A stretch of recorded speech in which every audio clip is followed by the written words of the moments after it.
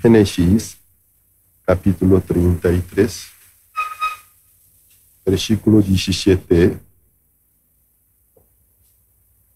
al 20.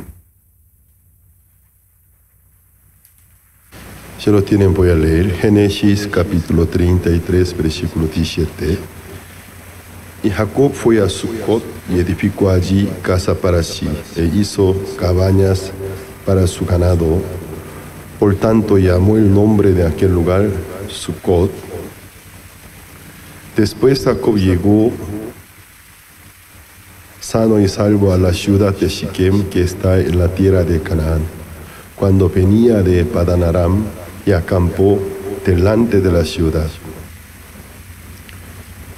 Y compró una parte del campo donde plantó su tienda de mano de los hijos de Hamor, padre de Siquem, por 100 monedas.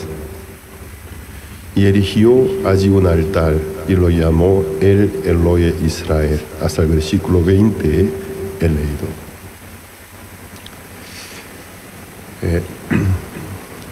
Cuando Moisés preguntó a Dios, los ancianos hebreos a mí me preguntarán, ¿quién es Dios que apareció a ti? ¿Cómo yo voy a enseñar tu nombre? Entonces él presentó su nombre conmemorable en dos formas. Yo soy Jehová, yo soy, o sea, el que existe por sí mismo. Mi nombre conmemorable es Dios de Abraham, Isaac y Jacob.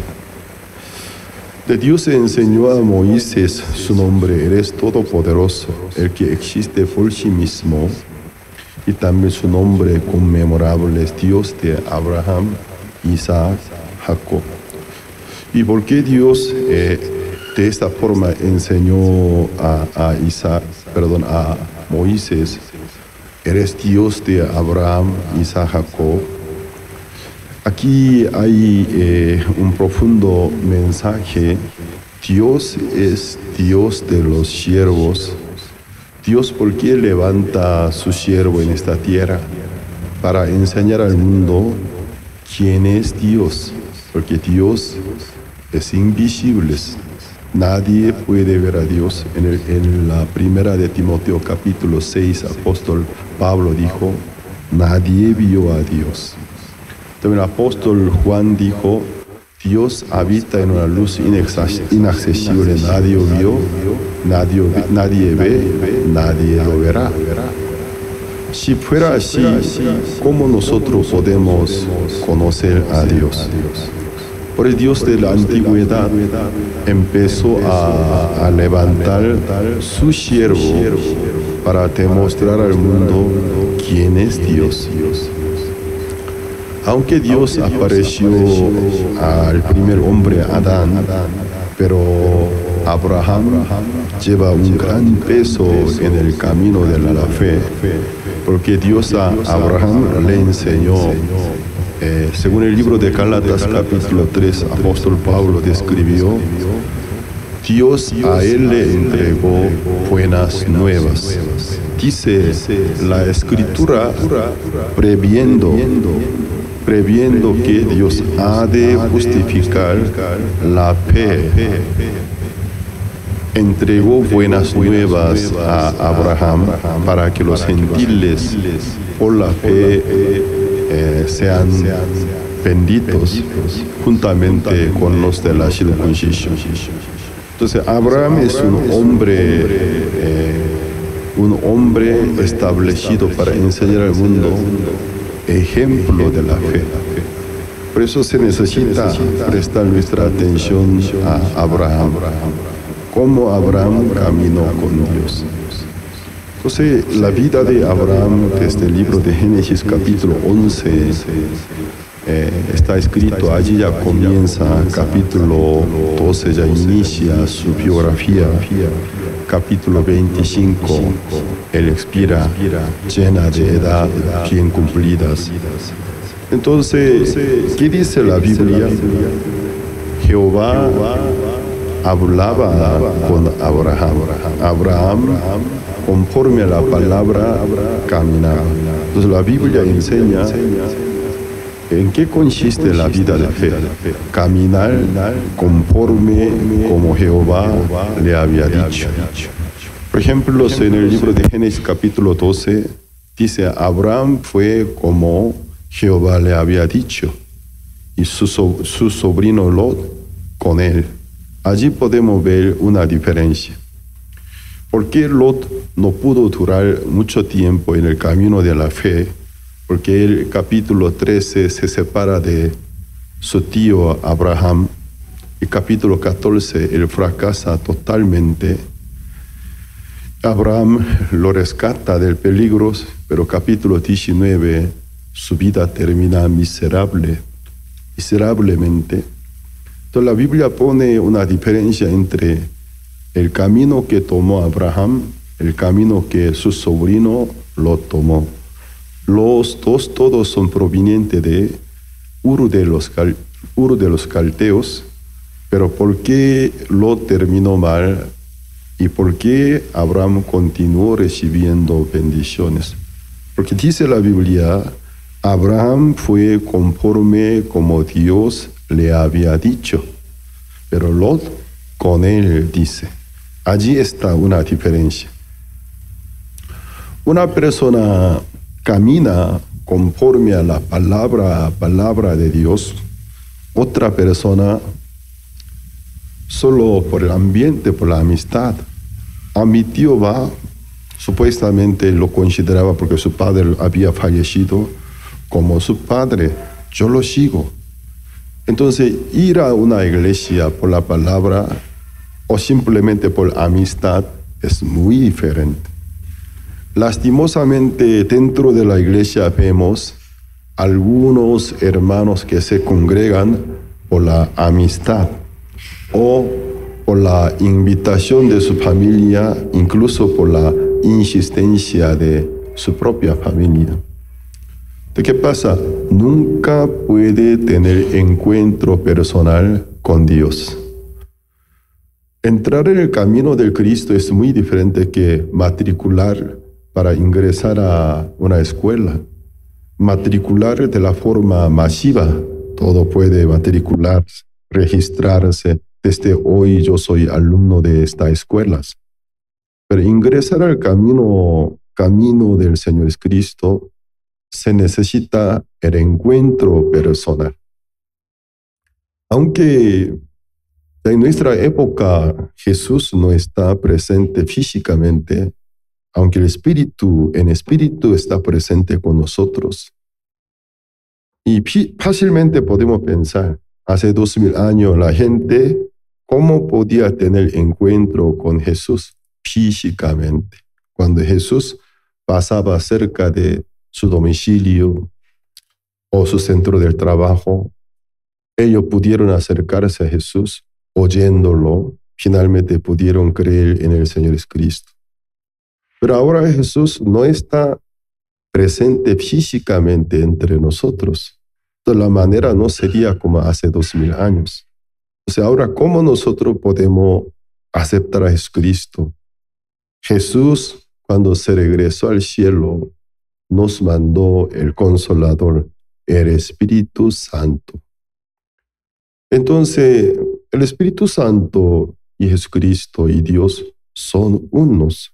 Solo son diferentes en manifestaciones, pero son uno, están conectados. ¿Qué pasa? El Espíritu Santo, en algún sentido, es el mismo Espíritu que reposaba sobre Jesús. Entonces nosotros estamos viviendo una época que el Espíritu Santo está presente entre nosotros.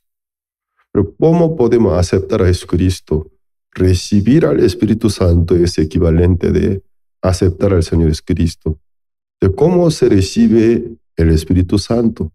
En el libro del Apocalipsis, capítulo 3, versículo 20, donde dice, he aquí estoy a la puerta. O sea, el libro del Apocalipsis es una carta que el mismo Jesucristo, que se manifestó en una visión al apóstol Juan cuando estaba exiliado en la isla Bamó, Jesús del cielo se manifestó a él y dijo, aquí estoy a la puerta. O sea, físicamente Jesús no está aquí.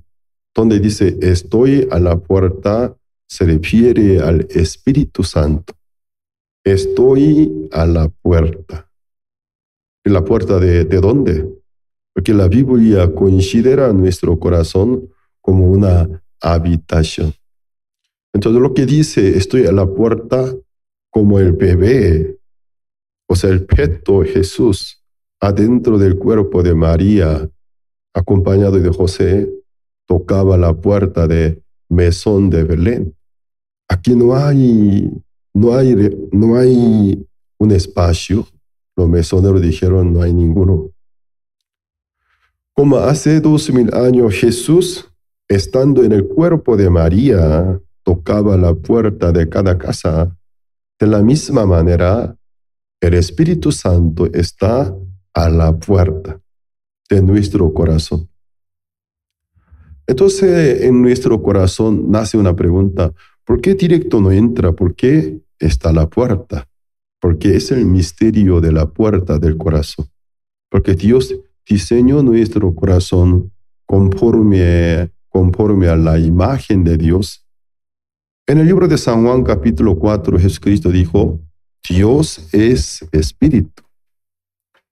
Entonces, un día Nicodemo, un principal judío y fariseo, miembro y parlamentario, pregunta, ¿cómo puede nacer del Espíritu Santo?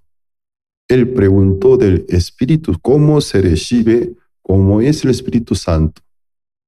Jesucristo quiso describirle y tuvo que buscar algo que existe en nuestro mundo más semejante, aunque no es el mismo Espíritu, más semejante del Espíritu. Dijo, como el viento sopla. Podemos oír el sonido, pero no sabemos de dónde y viene, a dónde va y cuándo. Así son todos los que son nacidos de nuevo. Entonces el Espíritu, Jesucristo comparó con el viento, con la característica del viento. Viento no se ve.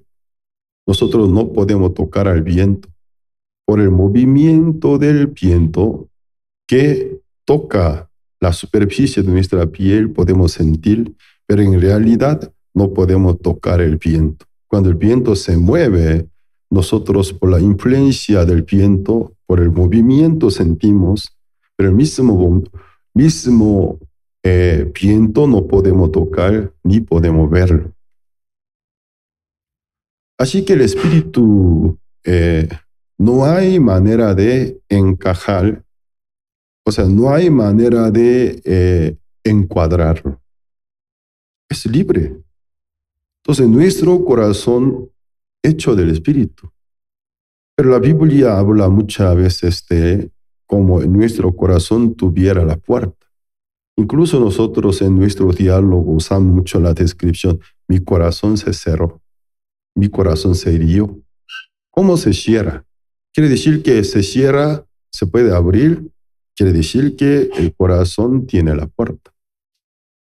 Pero ¿qué pasa? La puerta del corazón no tiene cerradura.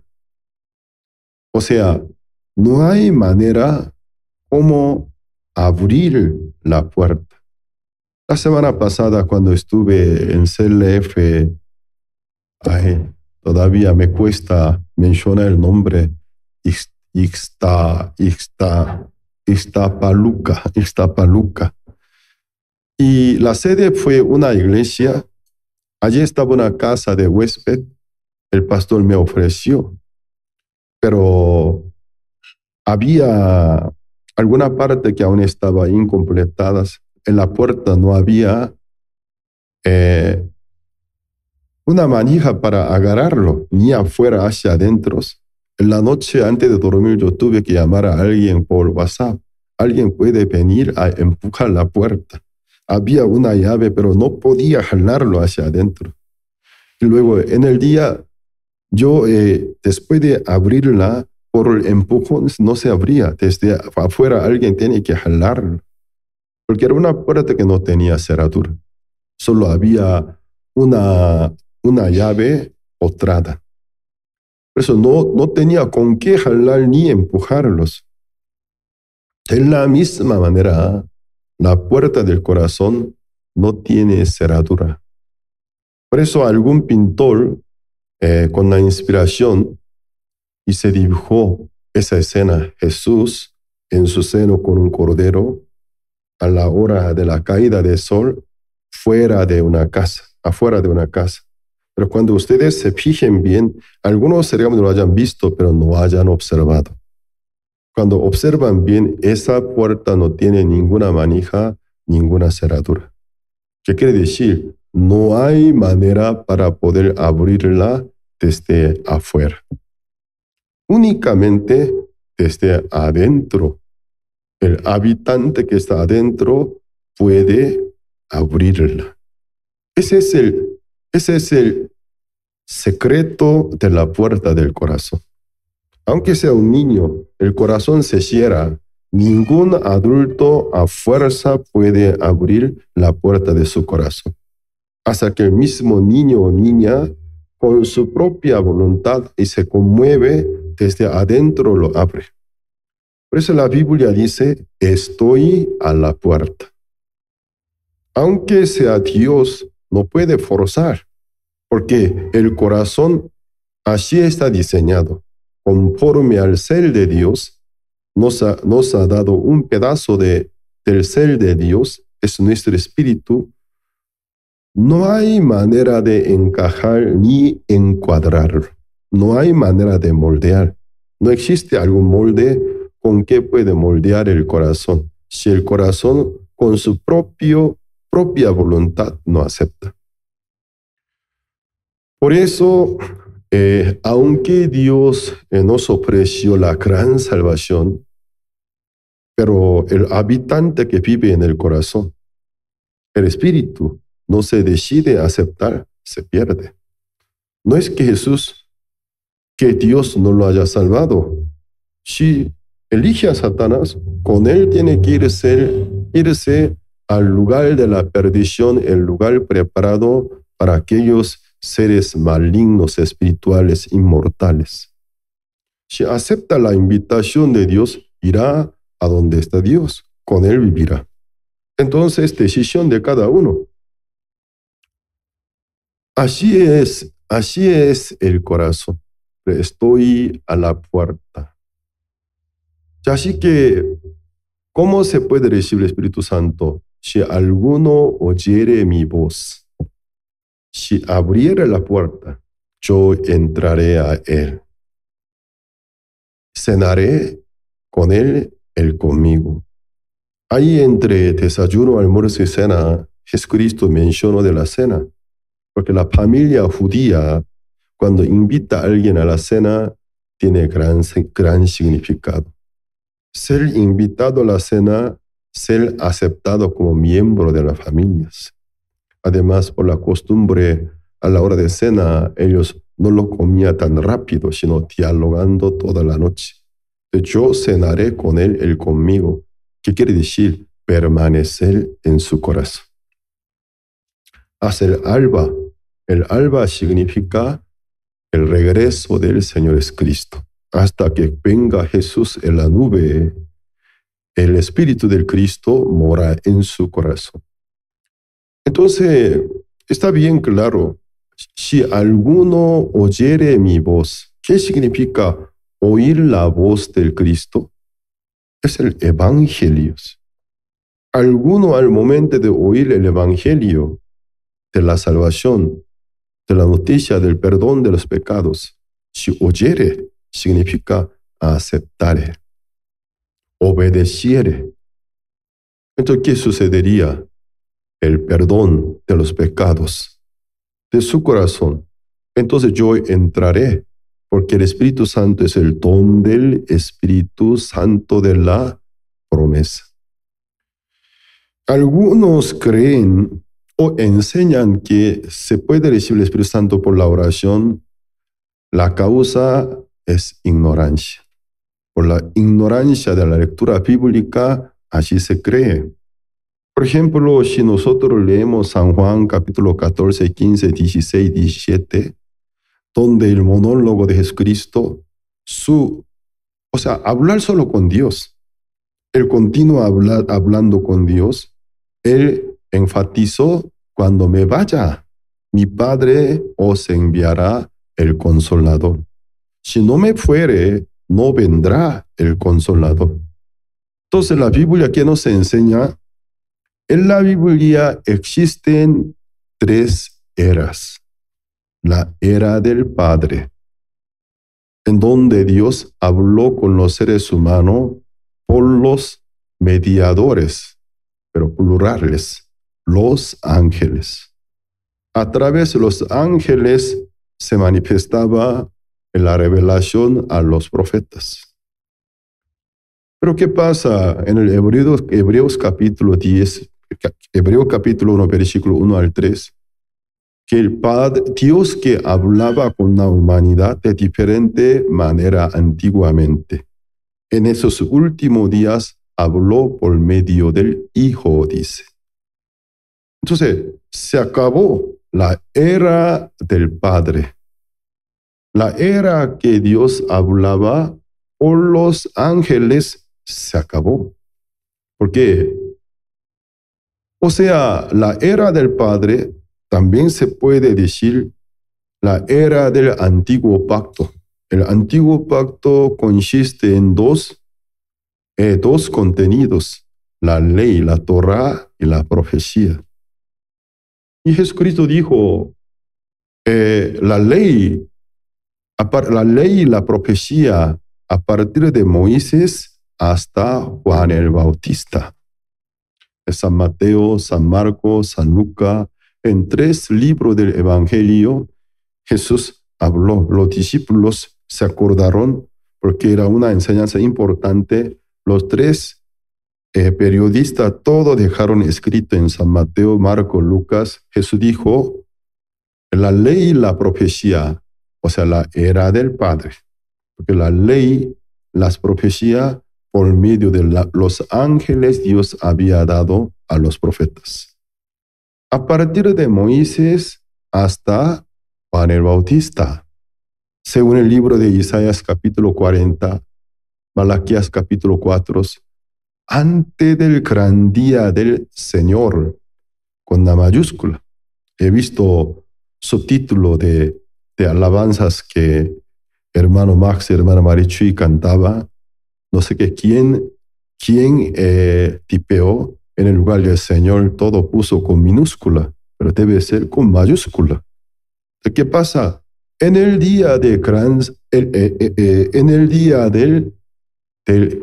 el gran día del Señor, o sea, antes de que viniera el Mesías, os enviaré el profeta del Mesías, la voz del desierto. Según el índice de la Biblia, el Antiguo Testamento, el libro de Malaquías es el último libro, pero en realidad Malaquías no fue el último profeta del Antiguo Testamento, sino Juan el Bautista. Juan el Bautista fue el último profeta. Malaquías, o sea, el libro de Malaquías, Malak, es una palabra hebreo, significa ángel, mensajero, de Malaquías. Su nombre lleva un significado, mensajero del Altísimo. Entonces, el mensajero del Altísimo, ¿qué mensaje transmitió? Vendrá el mensajero del Señor. Él dijo, yo no soy el último mensajero. Antes del día del Señor vendrá el mensajero del Señor. Malaquías capítulo 4. Entonces, mismo profeta Malaquías mencionó, ha de venir antes de la llegada del Señor, el último profeta, quien cierra la era del Padre, Juan el Bautista. Por eso cuando Jesucristo se acercó a Juan el Bautista en el río Jordán, Juan oponiéndole dijo, yo necesito ser bautizado por ti. Tú vienes a mí.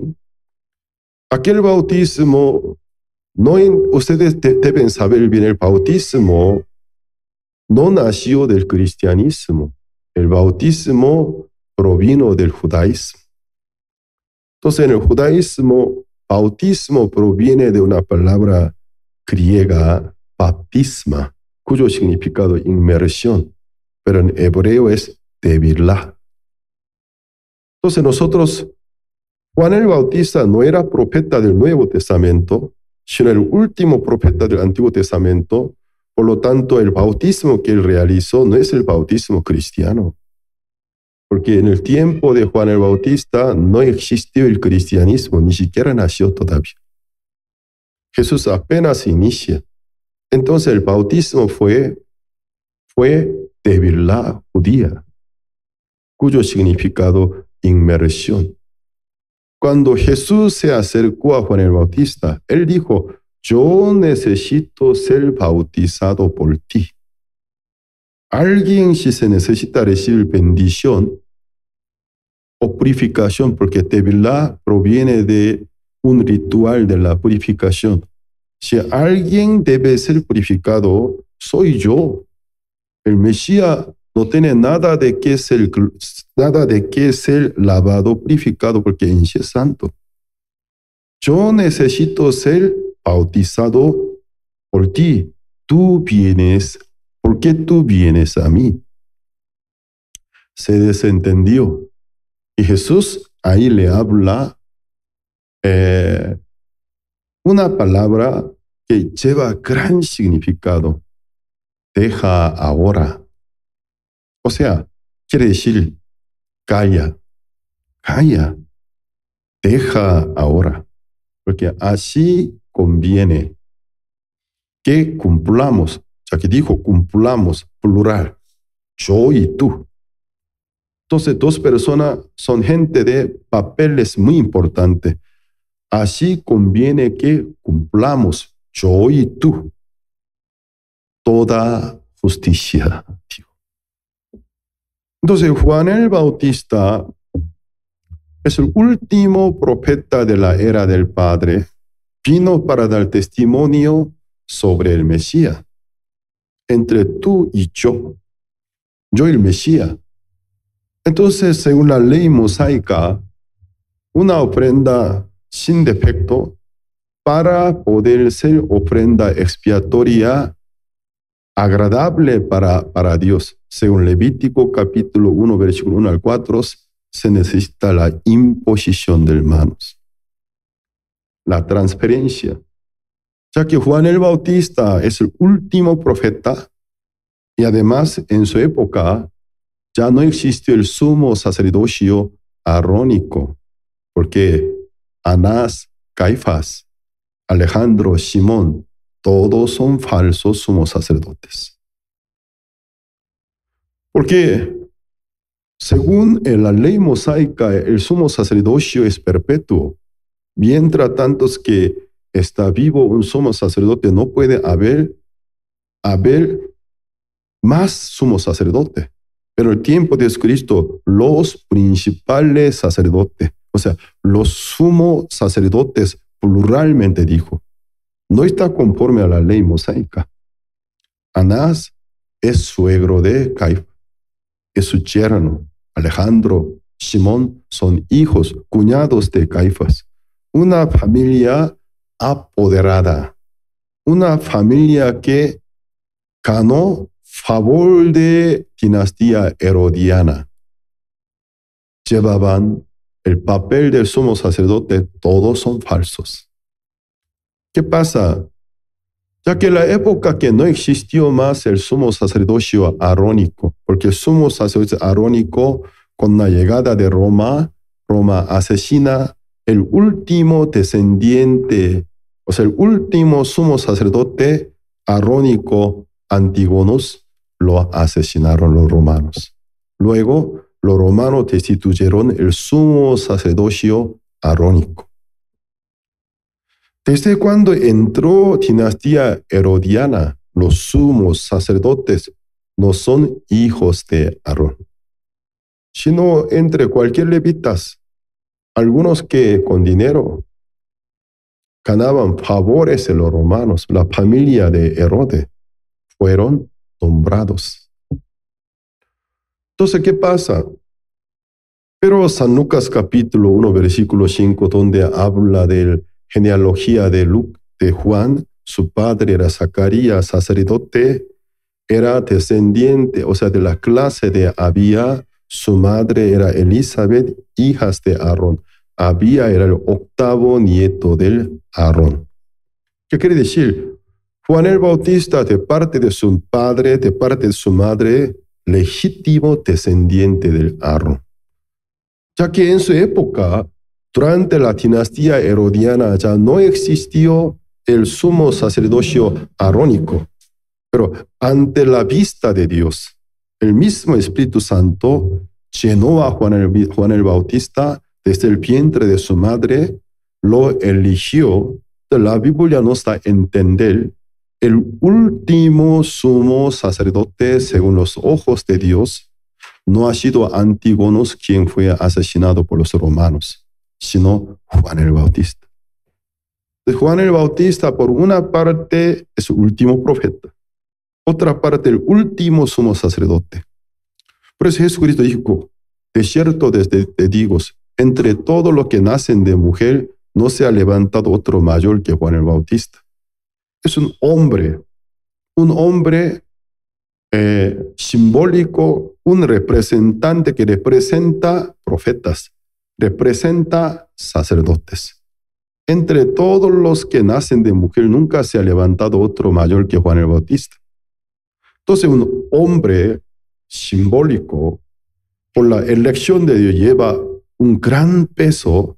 Jesús le dijo, deja ahora, así conviene que cumplamos. Tú, yo y tú, juntos cumplamos todas justicias. Entonces, según la ley mosaica, el sumo sacerdote de Israel, cuando imponen 2 manos sobre la cabeza de la ofrenda sin defecto, el pecado se transfiere. Así conviene que cumplamos toda justicia. Yo llegaré a ser el Cordero que quita el pecado del mundo. Pues dijo, cumplamos toda justicia. El día siguiente, Juan, cuando lo vio, ya su actitud no era como ayer. Él levantó su voz, dijo, he aquí, presentaba a Jesús en vez del Señor, el Cordero de Dios que quita el pecado del mundo. Porque en él Dios cargó el pecado del mundo. Podemos ver la era del Padre, la ley y los profetas hablaron de la venida del Hijo de Dios. Por eso, cuando se cerró la era del Padre, inició la era del Hijo. Y Jesucristo, el Hijo, su misión principal, redimir el pecado del mundo. Y Cristo murió en la cruz. Desde antes de su muerte en la cruz, él mencionaba, ya me voy. Porque él sabía que muy pronto moriría. Ya me voy. Cuando me vaya al Padre, mi Padre os enviará el Consolador. Entonces la misión del Cristo, redimir el pecado del mundo. Por eso al momento de morirse, él dijo, consumado es, mi misión cumplida. Mi misión cumplida y terminada, hijos. Luego resucitó, testificó, dio testimonio de nuestra justificación, ascendió al cielo. Cuando él se fue, vino el Espíritu Santo. Entonces, bien claramente podemos ver el Evangelio cómo está estructurado. El Evangelio cómo está compuesto. ¿Cuándo un pecador puede recibir el Espíritu Santo? Individualmente, cuando se pide, nunca viene el Espíritu Santo. Si se acerca a Dios, Dios le redireccionaría al Cristo. Escucha a Él. Cuando escucha el Evangelio, primero arrepentirse de mi mal camino, por mi propia fuerza, querer salvarme, ya me fracasé. Y la vida que yo he traído conforme a mis pensamientos es un fracaso. Yo soy pecador. Por mí mismo no me puedo salvar. Tampoco por mí mismo yo puedo manejar mi vida. Arrepentirse. Luego escucha al Cristo. Luego, cuando cree en Él, también su obra principal, obra redentora, cuando cree para el perdón de los pecados, y recibiréis el don del Espíritu Santo de la promesa. Así está escrito. Hoy en día, en el cristianismo moderno, ¿cuánta ignorancia hay de verdad? Mucha ignorancia. Mientras tanto que la gente vive en ignorancia, los falsos pueden engañar, manipular al gran número de personas. Pero como Cristo dijo, conocéis la verdad os hará libres. Entonces, el conocer la verdad, en el libro de Isaías 53, mi siervo, el capítulo donde habló tan precisamente del padecimiento del Cristo, mi siervo con su conocimiento justificará a los muchos. Así está escrito. Allí mi siervo es el Cristo. Mi siervo con su conocimiento justificará a los muchos. Entonces, aquel conocimiento, ¿de qué conocimientos? ¿Cómo Dios puede liberar gente pecadora? Gente que por sí misma nunca puede ser justificada delante de Dios.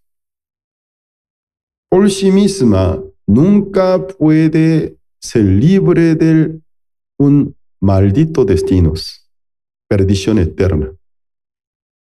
Entonces, Dios tenía el conocimiento. En el libro de Isaías 59, se maravilló porque en el mundo no había quien interpusiese.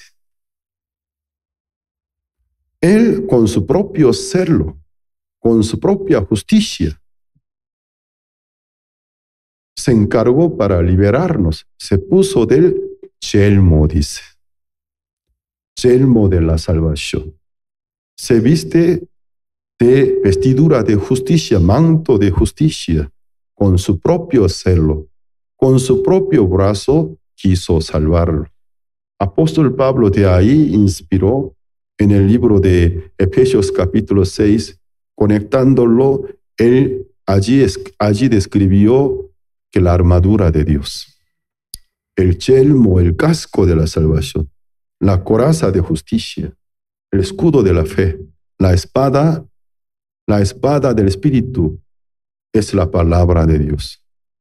Entonces ahí podemos ver con la verdad, ceñirlo, lomo, como cinto, porque la fuerza inicia del lomo. Con la verdad, apretar el lomo. La verdad, tener el yelmo de la salvación, la coraza de justicia. Allí podemos ver una diferencia, el yelmo de la salvación, la coraza de la justicia.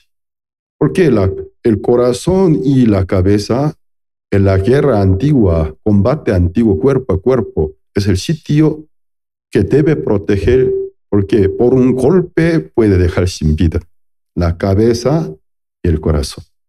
Otro miembro, aunque lo acuchillara, cortara, amputara, pero puede sobrevivir. Pero la cabeza y el corazón con un golpe, con un ataque, le deja sin vida.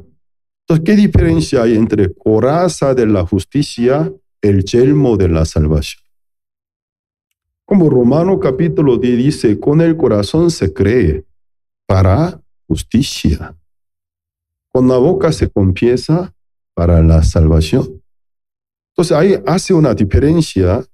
Con el corazón creerse, coraza de justicia, el yelmo de la salvación, Si no tiene el perfecto conocimiento, tampoco puede ver una fe genuina. Porque la gente no puede tener una fe genuina, o sea, plena convicción, porque no puede tener el corazón.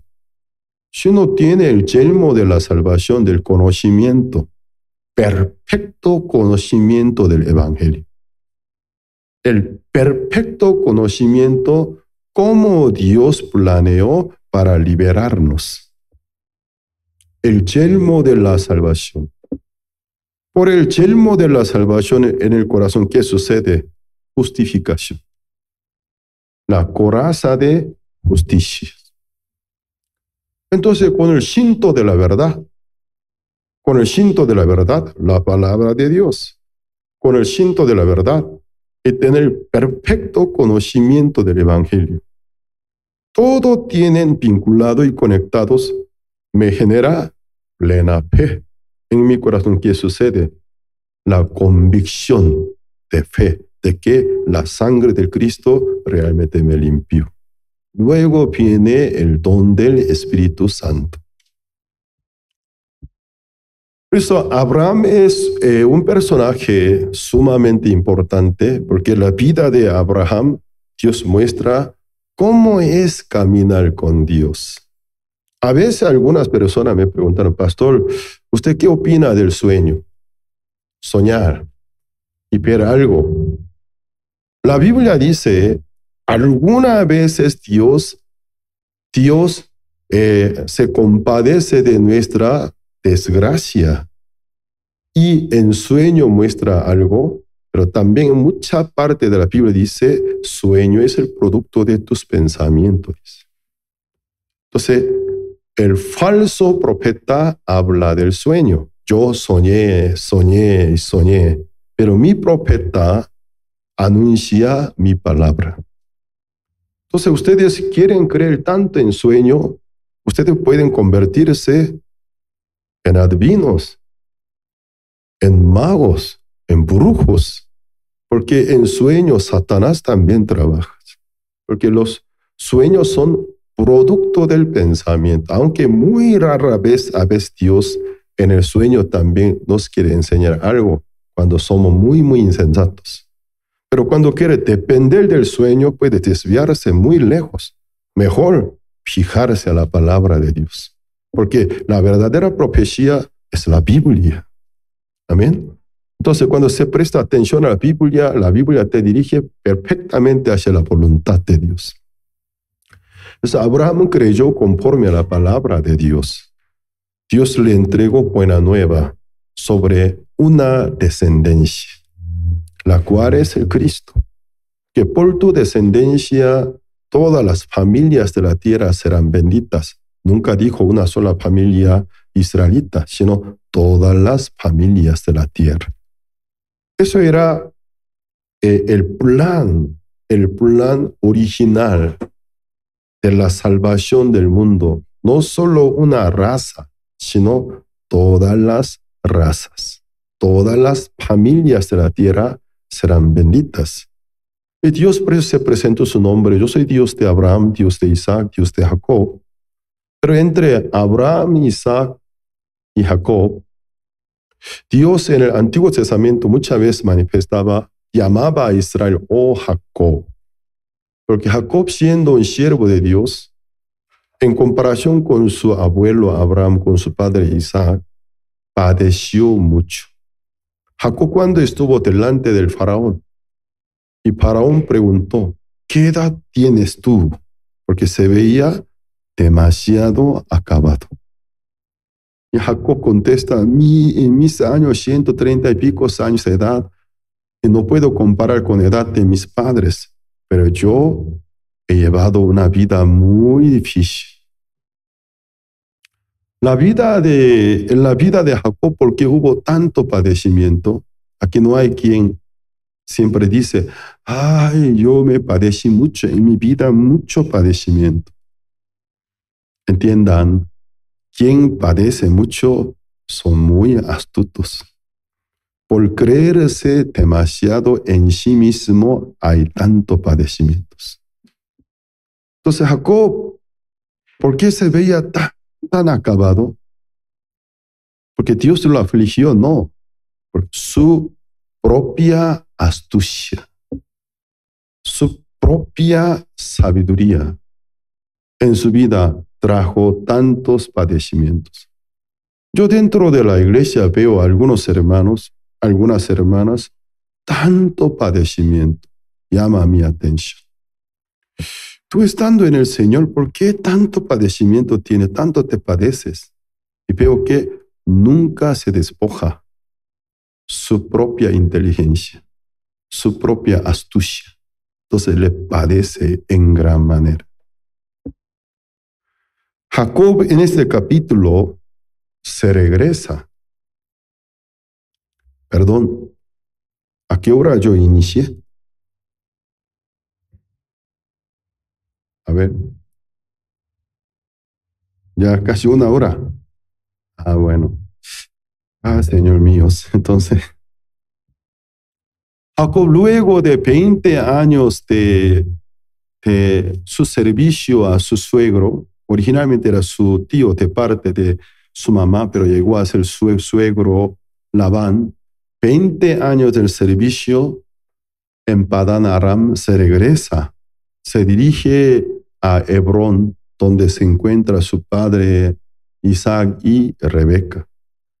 Pero cuando Jacob entró al territorio de Canaán, en el primer lugar tuvo mucho miedo por su hermano Esau, porque hacia 20 años atrás, aunque no fue su voluntad, él quitó la primogenitura de Esau. Claro, Esau se la vendió. Y también bendiciones, porque conforme a la palabra de su madre, entró a la tienda de su padre, Isaac lo bendijo. Pero muchas personas no se fija sobre aquella escena. Jacob, como en nombre del primogénito, no siéndolo, sino el segundo, entró en la tienda de su padre, recibió todas las bendiciones. Eso era cumplimiento de las profecías, porque cuando los dos estaban en el vientre del madre, se manifestó la profecía. En tu seno hay dos pueblos. El uno será más fuerte que el otro, pero el mayor servirá al menor. Se manifestó la profecía, pero esta palabra, el mayor servirá al menor, una de frase que nuestro Señor Cristo muy frecuentemente usó para enseñar a sus discípulos. El mayor servirá al menor. Entonces nos da a entender, esta es la predestinación de Dios. Dios, ¿qué predestinó hacia la humanidad? Siempre la humanidad habrá, uno es mayor que el otro, pero el mayor finalmente servirá al menor. Entonces ya manifestó quiénes serán beneficiarios de la vida eterna. Los que sienten menores. Los que se creen se sienten mayores. La vida les obligará. La misma vida, en la mitad de vida verá cómo me doblega para sujetarme a los menores. Pero yo en la iglesia, al ver a mucha soberbia, nunca peleo con la soberbia. Cuando algún hermano o hermana se pone tan soberbio y no sabe que con cuánta jactancia habla, solo me sonrío. Luego espero, un día se regresa quebrantado y quebrantada. Porque la predestinación ya está establecida. El uno será más fuerte que los otros, pero el mayor servirá al menor. Entonces, el verdadero mayor, quien se cree menor, quien se siente menor, él llega a ser mayor. El que es muy sobrado, sobrevaluado, se cree mayor, la misma vida le doblega a lo largo de vida, lo quebranta, lo somete a quien consideraba su menor. Esa es la voluntad de Dios. Pero ¿qué pasa? Rebeca se acordaba muy bien de esta profecía. Entonces ella llegó a ser testigo, sin que ella hiciera una manipulación. Un día se enteró que como su hijo mayor, Esaú, menospreció la dádiva de Dios, la primogenitura, por un platillo de lentejas. Porque ya que él se le creía, nunca le importó la dádiva de Dios. ¿Qué me sirve? ¿Para qué me sirve la primogenitura? Estoy por morirme del hambre, dámelo. Pero entonces, si tú me vendes tu primogenitura, vamos a intercambiarlo. Mi primogenitura para nada me sirve, desde ahora eres primogénito. Dame tu plato. Entonces Rebeca llegó a ser testigo y vio cómo conforme a la profecía las cosas van. Por eso, ante su esposo, él mandó a Jacob: cuando tu padre te preguntare quién eres tú, dile, yo soy tu primogénito Esaú. Ese es el engaño. Es el engaño. Si no conociera la historia, diría, es el engaño. Pero conociera la historia es un acto de la fe. Dile que tú eres primogénito. Entonces Jacob se fue delante de su padre con fe. Cada vez que su padre le preguntaba quién eres, yo soy tu primogénito. No fue mentira. Jacob lo bendijo. Al momento de bendecir, nunca menciona el nombre. Tu hermano te servirá. Tú serás señor de tu hermano. Cuando Esaú llega más tarde, se frustra, se va delante de su padre. ¿No hay algún resto de bendición? ¿No hay más alguna migaja de bendición? Isaac se estremeció y se puso pensativos y se dio cuenta, conforme a la profecía, la cosa se ha sucedido. Él no retractó sus palabras. Tú servirás a tu hermano. Porque se dio cuenta, a pesar de su preferencia como padre, pero se dio cuenta, la cosa ha sucedido conforme Jehová había dicho. Tú servirás a tu hermano. Así pasaron 20 años. Jacob, al regresar a la tierra de Canaán, le tenía mucho miedo a su hermano Esaú, porque era un diestro, es un diestro de la caza, es un cazador profesional. Y también escuchó. Primero él envió los mensajeros. Esaú vivía en Seir, partió de Seir con sus 400 hombres para recibir a Jacob. Jacob le tenía tanto miedo. Pero en el camino de Padán Aram a Hebrón, en el camino Dios le mostró Mahanaim, cuyo significado el ejército de Dios. Y un día en el camino, mientras que él se dirigía a Hebrón, vio el ejército de los ángeles. Dios le enseñó: mi ejército te cuida. No tema. No tiene por qué tener miedo, estoy contigo. En Mahanaim vio el ejército de Dios. Más adelante, cuando llegó llegó a Japón, había un arroyo. Toda la noche él luchó con un ángel. Entonces el ángel, como mensajero de Dios, lo bendijo, luego se fue.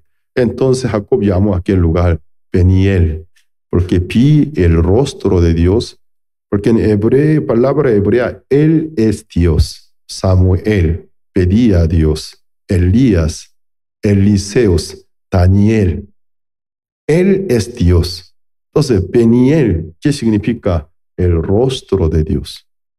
Entonces, en el camino, Dios le mostró una vez, otra vez, tras otra vez: yo estoy en compañía, tú estás en la dirección correcta, no teme.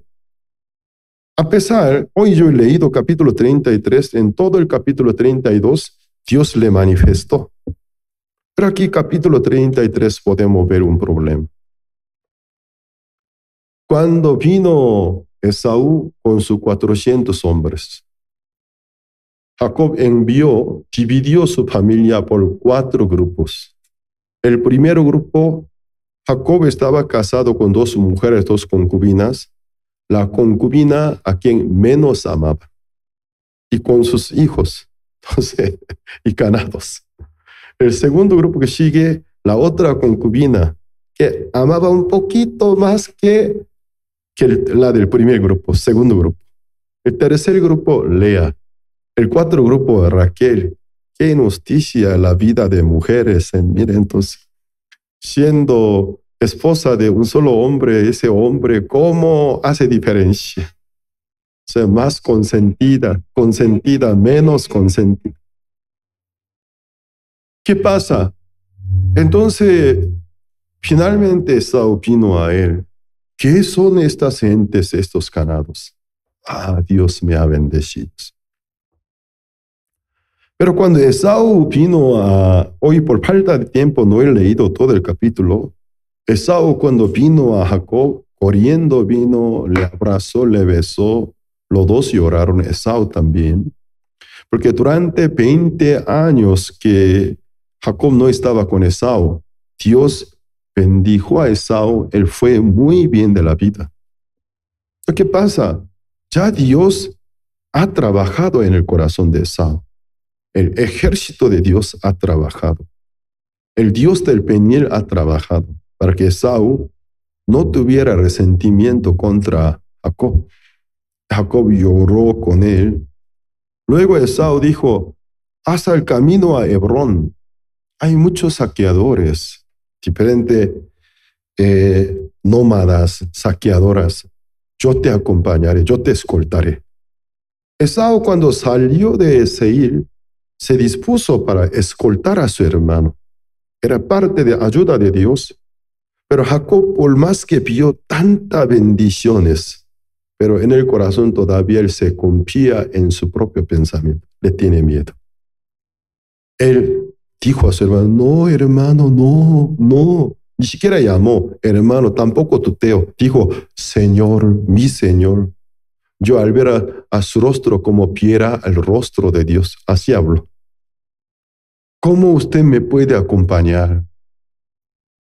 Entonces, Esaú un poco se entristeció. Yo cuando salí de mi campamento, me dispuse para escoltarte, por eso he traído 400 hombres. Estos hombres son bien entrenados en el camino a Hebrón. Quien sea, cuál grupo, cuánta persona sea, yo te puedo escoltar. ¡Ay, no! Entonces Esaú dijo, bueno, entonces me retiro. Me decepciona un poco. Yo te quería proteger, pero te voy a dejar unos escoltas. Esos hombres son expertos en guerra. Jacob tenía miedo. No, no los deje, por favor. Esaú finalmente se retiró. Podemos ver, aunque Dios está encaminando a Jacob, pero Jacob desde su corazón no se despoja por completo su propia prudencia. Confiarse en su propio pensamiento. No, me da mucho miedo. Mejor yo solo irme. Entonces Esaú se retiró. Llegó a un lugar, se llama Shiquem. Aquí versículo 17, Jacob fue a Sucot. Ya que esta palabra Sucot es una palabra muy oída. ¿Ustedes alguna vez no han oído Sucot? Los judíos ortodoxos cumplen fiesta de Sucot, tabernáculo. Sucot significa tabernáculo, cabañas. Jacob fue a Sucot y edificó allí casa para sí. O sea, Jacob vive en una tienda, pero en Sucot edificó allí casa para sí. Cuando nosotros edificamos una casa en algún lugar, ¿con qué propósito? Quedarnos. Ahora Jacob está en el lugar del paso. Pero ¿qué pasa? A su hermano dijo, usted adelante, luego yo con paso de niños, despacio voy a seguirlo. Así finalmente Esaú se retiró. Pero al ver la reacción de Jacob, podemos ver la intención de Jacob. No quiere marchar más. Tiene miedo. Entonces él en Sucot edificó allí casa para sí e hizo cabañas para su ganado. Siempre la familia de Abraham ha sido peregrinos. Jacob es peregrinos. Está peregrinando regreso a Hebrón, a su casa, donde lo espera su padre y madre. Entonces, Hebrón, símbolo de la morada eterna. Entonces, caminata de Jacob es nuestra peregrinación. Mientras tanto que nosotros vivamos en esta vida, podemos pasarnos de diferentes lugares y podemos cruzar con diferentes personas. Entonces, entre diferentes lugares por donde yo he pasado, sigo pasándome. Entre muchas personas que me crucé con aquella persona, puede haber gente buena, según mi punto de vista, gente mala, lugares favorables, lugares contrarios. Pero nosotros cuando pasamos en los lugares de mucha adversidad, rápido queremos corrernos. Pero cuando llegamos a un lugar, aunque el lugar del paso se ve tan deleitoso, tan hermoso, queremos quedarnos. Los hermanos me hicieron pregunta, pastor, usted es gran viajero, siempre viaja. Entre todos los países de América Latina, solo vamos a cerrar solo el continente de América Latina, aunque yo viajo hasta otros continentes. Pero ¿qué pasa? En los países de América Latina, ¿cuál país le gusta más? Mi contestación, pastor, dígame cuál país le gusta. El país que a mí me toca. Dios me permite. A mí me toca. Ay, pastor, no me diga así, por favor.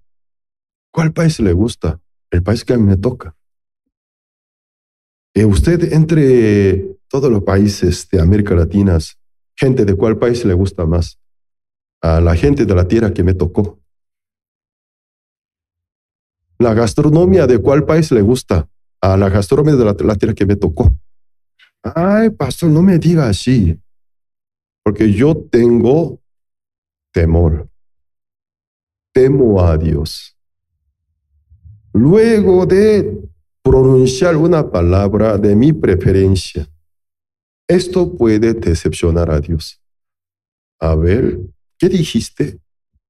¿Te gusta tal tierra? ¿Te gusta tal lugar? ¿Te gusta tal persona? Bueno, yo voy a ver desde ahora.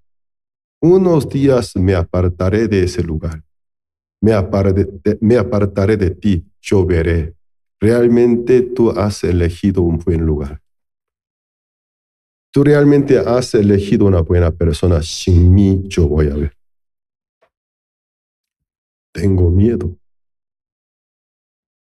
Por eso, una persona que realmente teme a Dios, automáticamente se vuelve temeroso de Dios, debe tener cuidado con su propia boca. Por eso, aunque sea un diálogo ordinario en mi familia, especialmente con mi esposa, a veces un poco nosotros, ya un poco flojo, relajado entre nosotros, hablamos de diferentes temas, se sale algún tema. Yo digo a mi esposa, aunque sea de la broma, no lo diga. Aunque sea de la broma en la recámara de nuestra habitación, no lo diga. Eso desagrada a Dios. Retracta tus palabras. Yo también a veces, ya que estoy bien relajado, me sale una palabra y me doy cuenta, esta palabra desagrada a Dios. Señor mío, yo retracto mi palabra. Se me salió de error, retracto mi palabra. Señor, yo siempre digo, retracto mi palabra. Oye toda nuestra conversación. En los días finales, por todo lo que nosotros hemos hecho, hemos dicho, nos juzgará, dijo el Señor. Entonces, cuando una persona realmente cree en Dios, ¿cómo puede tener descuidado con su propia boca? ¿Cómo yo puedo decir, a mí me gusta aquí? Yo digo de una forma, ay, fuera por mí, a mí me gustaría este lugar. Siempre digo, si fuera por mí, fuera por mí. pero solo es un decir. Dios sabe dónde es mejor lugar para mí. Pero aquí podemos ver un fatal error de Jacob. Eligió a Siquem. Tal vez gente de Siquem eran muy optimistas porque una nómada de gran número llegó, pero los toleros quieren acamparse, ahí no hay problema, no son hostiles. Tal vez la razón fue tan optimistas, gente amistosa, o quizás el medio ambiente estaba a favor de ganadería. No sé, tal vez por el miedo a Esaú. Exactamente cuál haya sido la razón de Jacob yo no podría decirle, pero por algo le gustó. Jacob fue a Sucot y edificó allí casa para sí, e hizo cabañas para su ganado. Por tanto, llamó el nombre de aquel lugar Sucot. Sucot en español, tabernáculo, cabañas. Después Jacob llegó sano y salvo a la ciudad de Siquem, que está en la tierra de Canaán, cuando venía de Padán Aram, y acampó delante de la ciudad y compró una parte del campo donde plantó su tienda. De mano de los hijos de Hamor, padre de Siquem, por 100 monedas, y erigió allí un altar y lo llamó El Elohe Israel. Esta invocación es falsa. El Elohe Israel, ¿qué significa?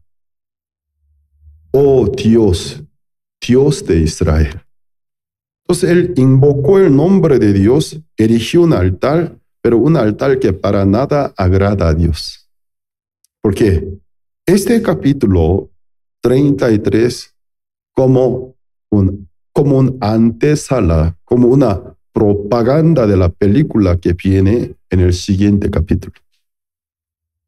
Entonces, en el siguiente capítulo 34 es los días más difíciles de toda la vida de Jacob. ¿Qué sucede? Jacob tenía por fin 12 hijos, pero allí todavía no nació Benjamín, 11 hijos, y una hija, Dina. Entre 12 hijos, la única hija, entonces consentida. Jacob amaba tanto a su hija. Al día siguiente salió a pasear con unas doncellas. Y mi esposa me preguntó, ¿por qué Dina salió a pasear? Yo dije, esa es la naturaleza de mujeres, tú también es así. Cuando llega a un lugar, quiere pasear, ir al centro comerciales. Mi esposa siempre me acompaña a diferentes lugares. Yo me dedico a predicar. En la noche ya me encuentro muy agotado. Quiero dormir. Pero estamos en una ciudad muy bonita. ¿Por qué no salimos? Vamos a salir a caminar. No, gracias. Nosotros conocemos esta ciudad, que en la noche podemos salir a caminar o no. Yo no sé, mejor yo quiero descansar. Entonces, la naturaleza de mujeres. Y Dina, al día siguiente, contento. Y salió con algunas doncellas sin saber qué iba a suceder. Estamos hablando de hace 4000 años, donde ni la primera letra del derecho humano la gente sabía. Entonces, el hijo del cacique de esa ciudad la violó. La noticia rasgó el corazón de Jacob. Su única hija regresó violada. No sabía qué hacer. Entonces esperó que se regresaran sus 11 hijos. Cuando se regresaron 11 hijos, se frustraron. ¿Cómo gente de esta tierra trataron a nuestra hermana como una ramera? No puede ser. Vamos a hacer la guerra. Pero es la tierra ajena. ¿Y qué pasa? Simeón y Leví, 2 hijos de Jacob, sin permiso del padre, se fueron a Hamor, el jefe de aquella ciudad. Buenos, vamos a emparentarnos, pero hay una condición, somos circuncisos. Entonces, para poder emparentarnos, todos los hombres de esa ciudad circuncidarse. Entonces, aceptaremos que nuestra hermana se case con su hijo, entonces nuestras hijas y sus hijas, nuestros hijos, sus hijos, emparentarnos. Vamos a ser un solo mismo pueblo. Era un engaño. Entonces, circuncisión es una cirugía, pero en aquella época no existió anestesia. Entonces, al tercer día, los hombres, dolor era mayor, los hombres quedaban inválidos, ni pueden levantarse. Al tercer día, Simeón y Leví se fueron con machetes. Casa a casa entrando, asesinaron a todos los hombres. Pero ese es gran problema, porque el hijo de Amor se comportó mal, porque violó la hija de Jacob, pero Amor fue bien diplomático, porque se fue a dar la cara a Jacob, se disculpó y pidió perdón. Luego, como una resolución, vamos a emparentarnos. Entonces, Amor, su conducta fue bien diplomática. Todos los vecinos, o sea, ciudades vecinas se enteraron. Pero como dos hijos de Jacob, con el engaño, asesinaron a todos los hombres. Para la familia de Jacob, llegó a ser un momento muy peligroso de extinción de la raza. Aquí hay algunos que son padres. Si ustedes fueran Jacob, la hija a quien tanto ama se regresa violada. Por esa situación, uno de mis hijos se va de la casa, luego mata a ese joven. Imagínense. Entonces la familia de víctimas se levanta, quiere matarlos. Mi familia se levanta, quiere hacer guerra. Cosas horribles de verdad. La Biblia nos enseña cuando en nuestra vida viene tiempo de gran adversidad. Estando en el lugar del paso,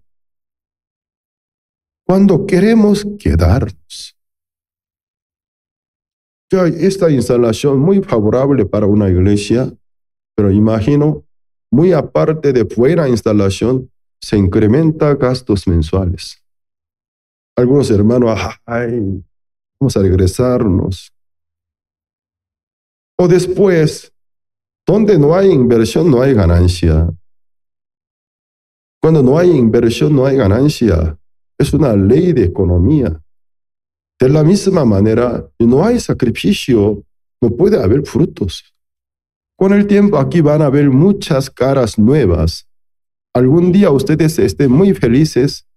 También, quién sabe, otra vez Dios que quiera moverlo a ustedes a algún lugar más grande o quizás comprar a este lugar de mayor gastos.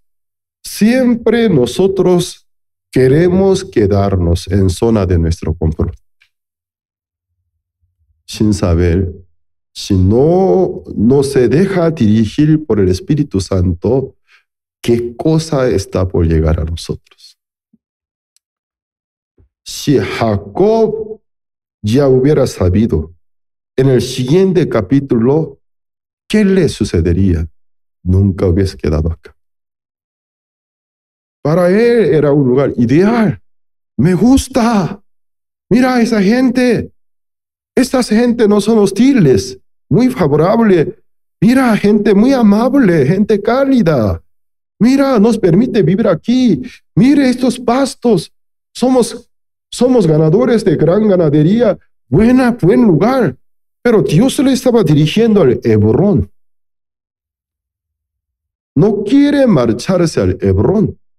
En Siquem quiere quedarse, pero se llamó Sucot, cuyo significado cabaña.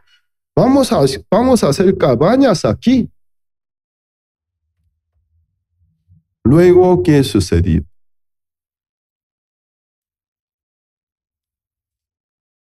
Una cita bíblica, Salmos capítulo 16, versículo 6.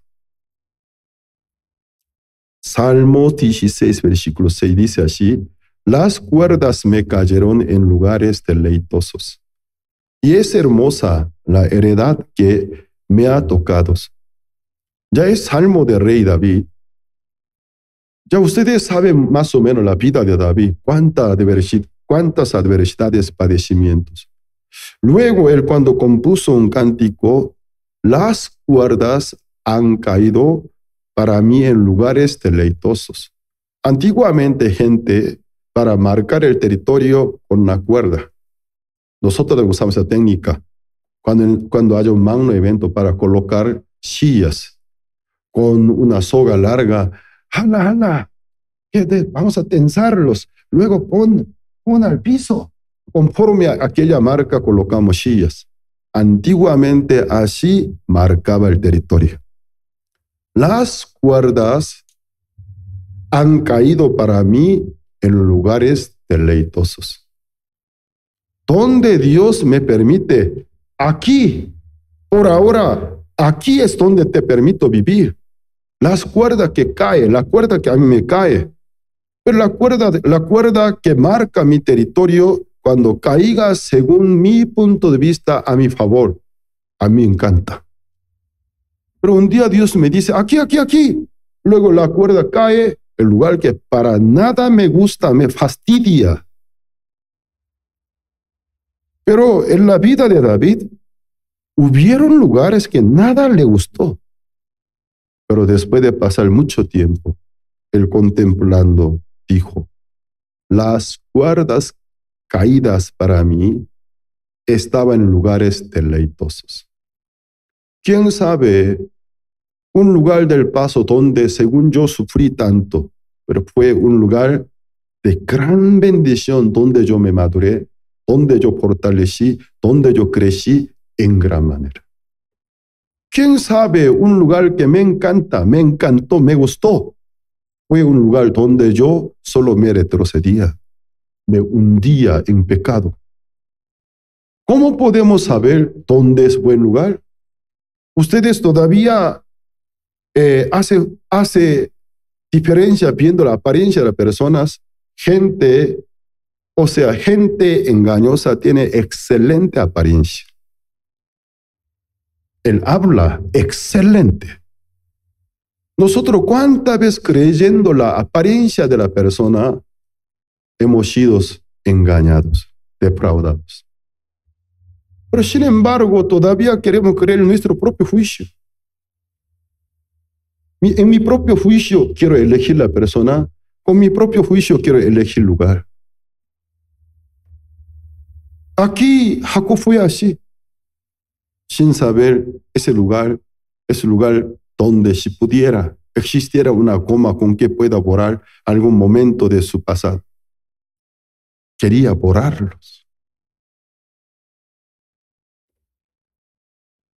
Dios nos ama, pero no nos ha dado la cualidad de poder saber el futuro.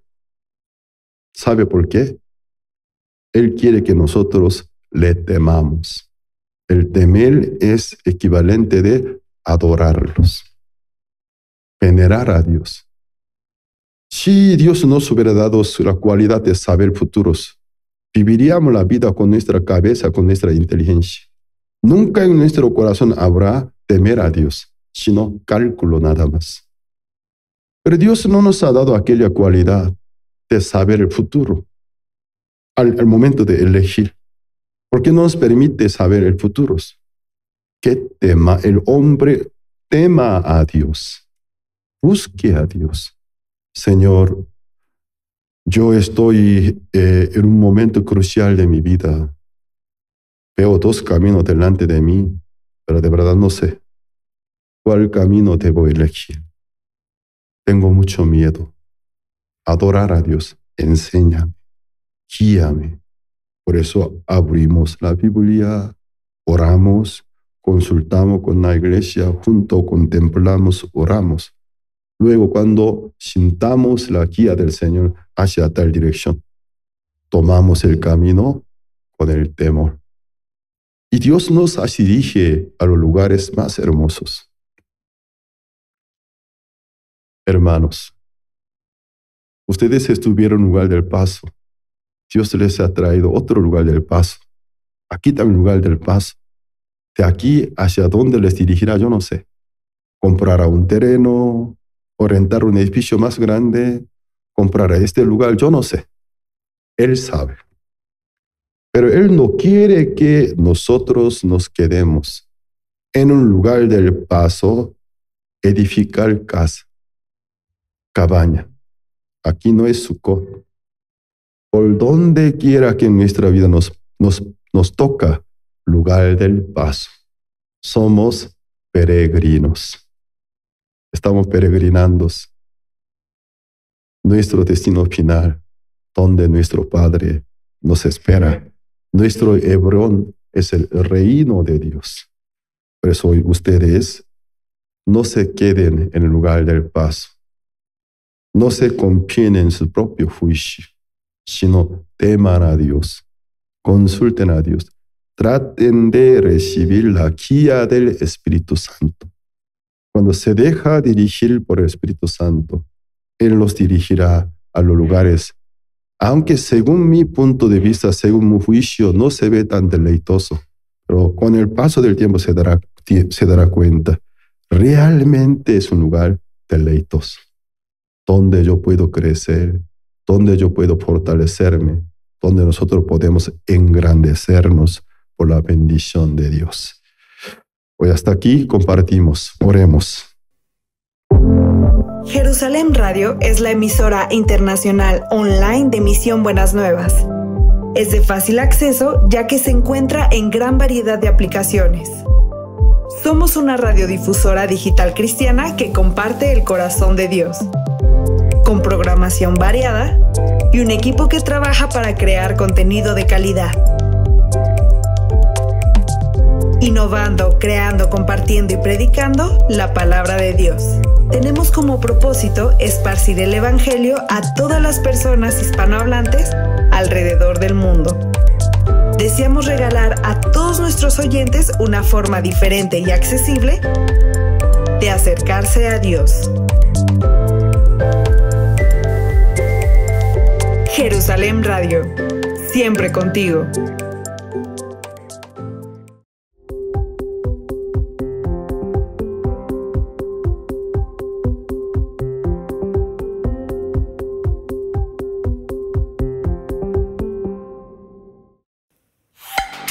Sintoniza Jerusalén Radio en vivo ahora por YouTube.